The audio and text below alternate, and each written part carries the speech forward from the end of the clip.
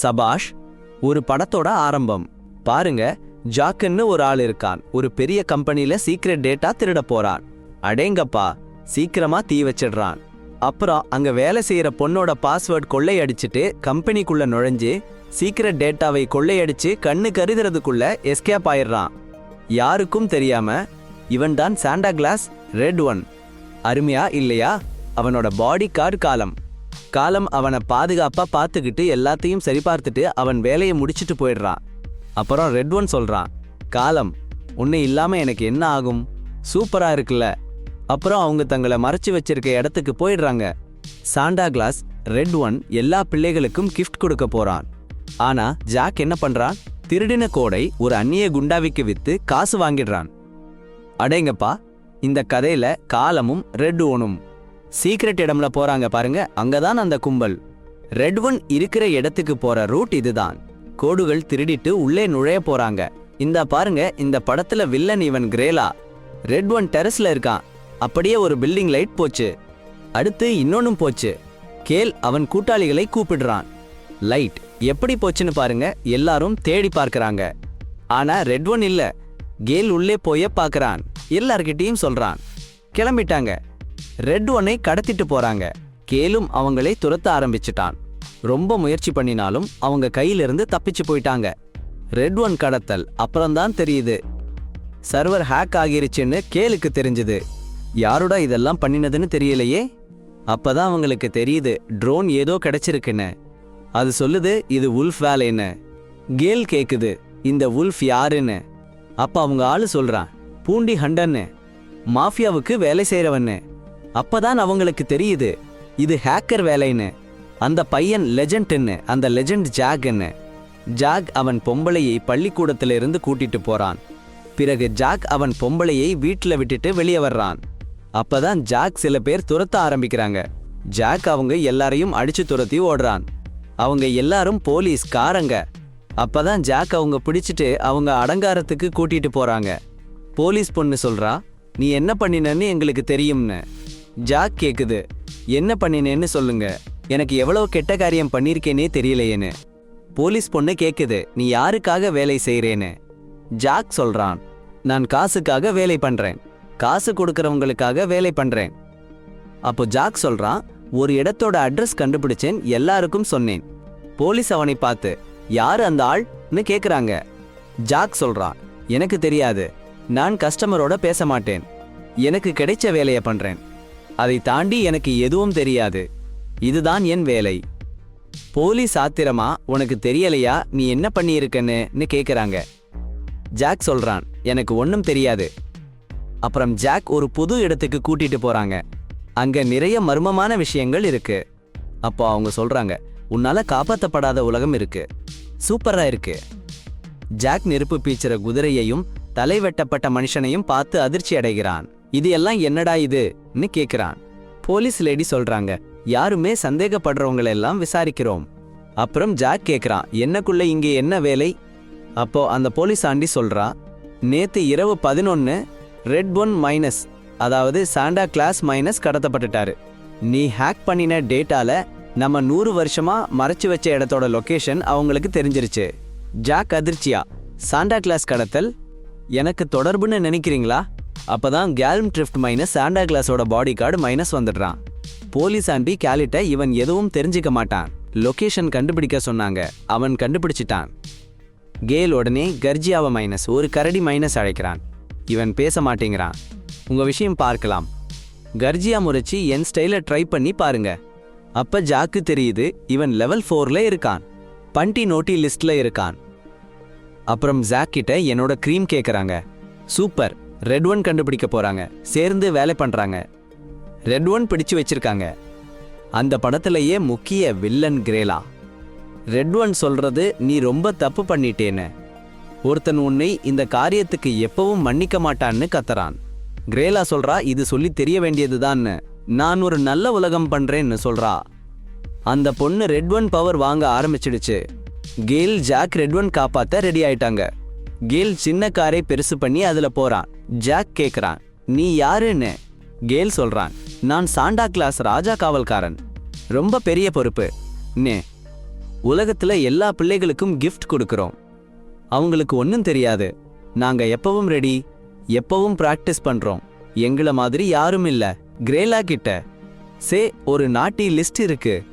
அதுல இருக்கவங்களுக்கு சஜா கொடுக்கணும்னு ஒரு ஆர்கோலம் ரெடி பண்றாங்க.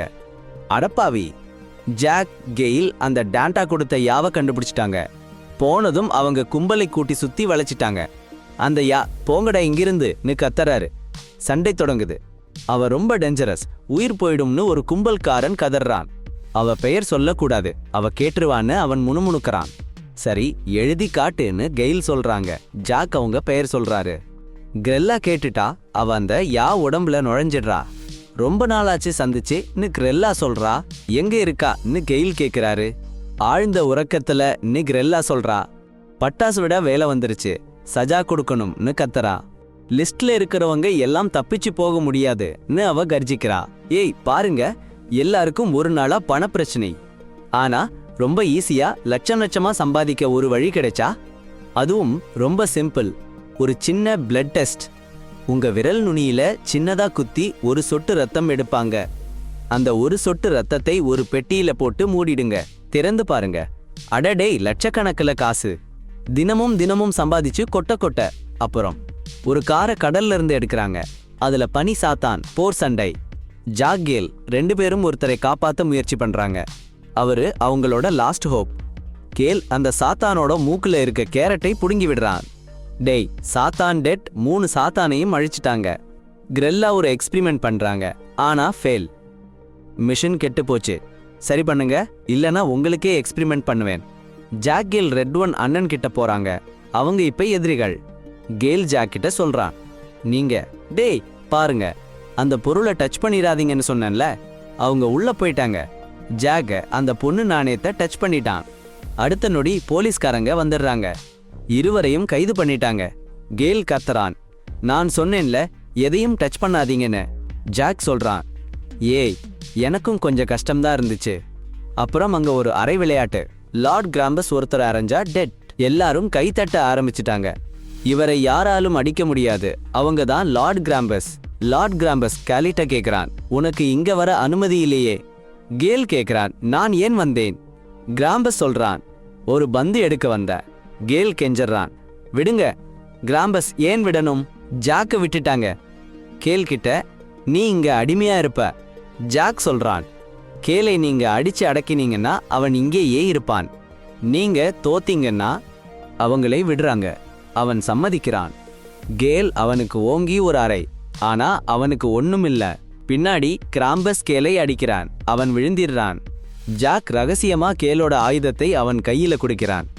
அவன் பவர்ல ஓங்கி ஒரு அறை லார்ட் கிராம்பஸ்க்கு. அவன் தூக்கி வீசப்படுறான். கேல் அவன் பவர்ல 2 ரோபோட்டுகளை உருவாக்குறான்.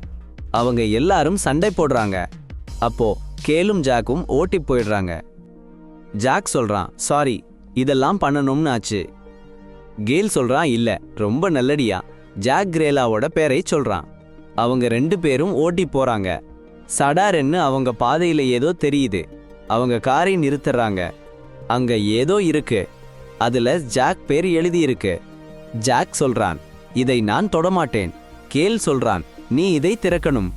சடார்ன்னு அவன் அப்பா ஃபோன் பண்றான். என்னன்னு? அடேங்கப்பா, பயங்கரமான பரிசு அனுப்பியிருக்காங்களே. ஜாக்லாம் ஒன்னும் அனுப்பல. ஆனா இந்த மாயக்கோலம் கொடுமை. அப்பா மகனை இந்த கோலத்துல புடிச்சு போட பார்த்தாங்க. அப்புறம் மகன் அந்த கோலத்தை தொட்டான். உள்ளே போயிட்டான். அப்புறம் அப்பாவும் தொட்டாரு. பூம், அவரும் போயிட்டாரு. இருவரும் கிரேலாவோட கைதியா மாறிட்டாங்க. கிரேலா கத்தரா, இன்னைக்கு இரவுல நல்லா குறும்பு பண்ணின எல்லாரையும் இந்த கோலத்துல புடிச்சு போட போற. இந்த உலகமே என் கைக்குள்ள வந்துடும். இன்னைக்கு இரவு எல்லாமே என் கட்டுப்பாட்டுல. அடேங்கப்பா, பயங்கரமா இருக்கு. அதே சமயம் கேல் கோடி காஃபி பண்ணிட்டு இருக்காங்கன்னு சொல்றாங்க. அப்பா மகன் பெரியவங்களா மாறிட்டாங்க. மகன் கேக்குது, எப்படி வெளியே வந்தோம்? அப்பா சொல்றாரு, நல்லா மாறி இருப்போம்னு நினைக்கிறேன். அப்புறம் கேல் வந்து சேர்ந்துட்டாங்க. 4 பேரும் சேர்ந்தாங்க. பழைய இயந்திரத்தை பார்க்கறாங்க. அந்த கோலம் எப்படி சொல்லுறாங்கன்னு பாக்குறாங்க. கேல் சொல்றாங்க, அடேங்கப்பா, இந்த மிஷின் 1800 வருஷமா மூடி வச்சிருக்காங்கன்னு சொல்றாங்க. அதுல இருந்து ஒரு கொடூரமான பொண்ணு வந்தாச்சு. அந்த பொண்ணு எல்லா பந்துகளையும் ஒரு வண்டியில ஏத்திட்டு ஓடிடுச்சு. எல்லாரையும் சிறைபிடிக்க போறா. அப்போதான் ரெட் வந்துட்டாங்க. ஆளுங்க வந்தாச்சு. கேள். சண்டை ஆரம்பிச்சிடுச்சு. அந்த பொண்ணு ரெட் ஒன்டோட வண்டியை எடுத்து ஓடிடுச்சு. கேளும் ஜாக்கும் அவளை பிடிக்க போறாங்க. ஜாக் வண்டிக்குள்ள போய் வண்டியை புரட்டி போட்டுடுச்சு. எல்லாரும் கீழே விழுந்துட்டாங்க. அந்த பொண்ணுவும் கீழே விழுந்துடுச்சு. கேள் ரெட் ஒன்னை காப்பாத்திடுச்சு. ஆனா ரெட் ஒன் மயங்கி விழுந்துடுச்சு. அந்த பொண்ணு கொடிய சாத்தானா மாறி மறுபடியும் வந்துடுச்சு. அப்போதான் ரெட் ஒன்னோட அண்ணன் வந்தான். அவன் அந்த பொண்ணோட காதலா இருந்தவன். அவன் அந்த சூனியக்காரியோட சண்டை போட ஆரம்பிச்சான். அந்த பொண்ணு எல்லாரையும் கொல்ல போகுது. அப்போதான் ரெட் ஒன் எழுந்துடுச்சு. அடேங்கப்பா, தன் குதிரையை வச்சு சேத்தானை தாக்க சொல்றான். அந்த சூனியக்காரி அந்த பந்துல விழுந்து கிடக்கிறா. அப்புறம் ஜேக் அவளை கிண்டல் பண்றான்.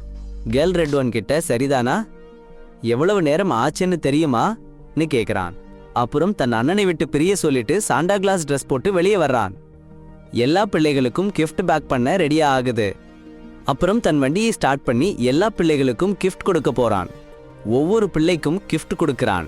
ஜேக் அவன் பொண்ணு 2 பேரும் சேர்ந்து உட்கார்ந்துருக்கிறாங்க. ஜேக் சொல்றான், ஒரு இரவுல உலகத்துல இருக்கிற எல்லா பிள்ளைகளுக்கும் கிஃப்ட் கொடுத்தாங்கன்னா நம்பணும். எல்லா பிள்ளைகளுக்கும் ரொம்ப சந்தோஷமா இருக்கு. இதோட கதை முடிஞ்சிச்சு. ரொம்ப நல்லா இருந்தா லைக் பண்ணுங்க, கமெண்ட் பண்ணுங்க, ஷேர் பண்ணுங்க, சப்ஸ்கிரைப் பண்ணுங்க.